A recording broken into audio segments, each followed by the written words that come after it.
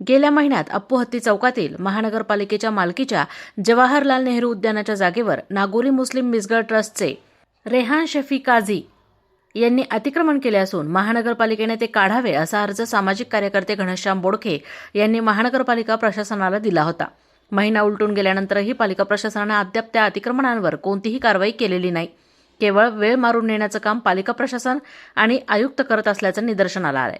यावेळी बोलताना घनश्याम बोडखे यांनी सांगितलं की महिनाभरापूर्वी महापालिकेच्या जागेवरील अप्पोहत्ती चौकातील अतिक्रमणाबाबत महानगरपालिका प्रशासनाला कळवलं होतं। त्यावर लवकरात लवकर कारवाई करावी अशी मागणीही केली होती।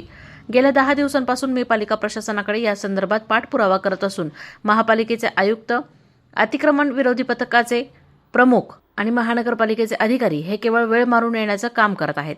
कारवाई करण्यासंदर्भात टाळाटाळ होत आहे। तरी आजपासून 2 दिवसात लाल टाकीजवळील अतिक्रमणांवर कारवाई करून पंडित जवाहरलाल नेहरू उद्यान आणि तिथे स्थित असलेल्या दत्त मंदिराचा श्वास मोकळा करावा, अन्यथा आयुक्तांच्या दालनात मी आत्मदहन करणार असून त्याची सर्वस्वी जबाबदारी आयुक्त आणि प्रशासनाची राहील, असंही यावेळी बोलताना घनश्याम बोडखे म्हणाले। दिनांक 31/1/2025 रोजी मी महानगरपालिकेला एक पत्र दिलं होतं की अप्पोहत्ती चौकातील लाल टाकी येथील पंडित नेहरू उद्यान हे जी महानगरपालिकेचं भूखंड आहे याच्यावर एका नागोरी मुस्लिम मिसगर ट्रस्ट नावाच्या संस्थेने व त्याचा पदाधिकारी असलेला रेहान शफी काझी याने बिना परवाना पालिकेची कुठलीही परवानगी न घेता एक संरक्षक भिंत बांधलेली आहे। ती संरक्षक भिंत बांधताना त्याने आतमध्ये असलेले आमचे हिंदू धर्मियांचे मंदिर श्री दत्त मंदिर त्यांनी पाडलेलं आहे। त्याच्यानंतर महापुरुषांच्या यादीत स्थान असलेले स्वतंत्र हिंदुस्थानचे पहिले पंतप्रधान पंडित जवाहरलाल नेहरू यांच्या पुतळ्याला सुद्धा त्यांनी कोंडून ठेवलेलं आहे। त्या कारणाने आम्ही महानगरपालिकेला आयुक्तांना एक निवेदन दिलं होतं की ती भिंत पाडा। त्याची महानगरपालिकेकडे कुठली परवानगी नाही, काही नाही, तरी सुद्धा त्यांनी ती भिंत बांधलेली आहे। आज त्यांना 8 दिवसाचा वेळ आपण महानगरपालिकेला दिला होता। आज त्या गोष्टीला 25 दिवस झालेले आहेत। 25 दिवसानंतर सुद्धा महानगरपालिकेची तिथं कुठलीही हालचाल दिसली नाही, कुठली कारवाई दिसली नाही।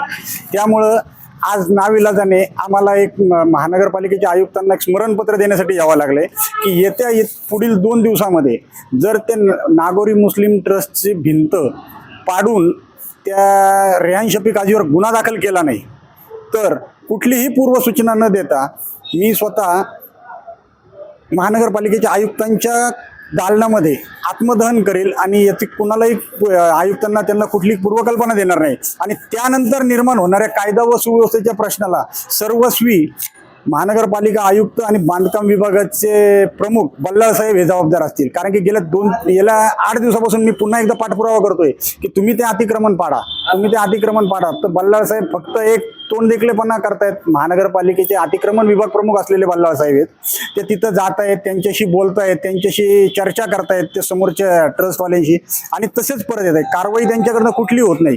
असे निष्क्रिय अधिकारी जर महानगरपालिकेत बसत असतील तर उद्या आमच्या घरावर सुद्धा हे असे जिहादी ट्रस्टवाले येऊन ताबे मारतील, तेव्हा सुद्धा हे झोपलेले असतील। आज या हिंदू धर्माचं पवित्र मंदिर असलेलं दत्त मंदिराचं ठाणं त्यांनी पाडलं आणि इथे अधिकारी हिंदू असून सुद्धा त्यांना लाज वाटत नाही की आपल्या धर्माचं मंदिर ते पाडलं जात आहे, तरी सुद्धा ते निष्क्रियपणे गप्प बसलेले आहेत। तर येत्या 2 दिवसामध्ये जर ही कारवाई झाली नाही तर महानगरपालिकेच्या आयुक्तामध्ये जे काही विषय भरतील त्याला सर्वस्वी महानगरपालिका प्रशासन आणि खास करून अतिक्रमण विभाग प्रमुख बल्लाळ साहेब हे जबाबदार असतील। प्रतिनिधी दीपक कासवा, अहिल्यानगर।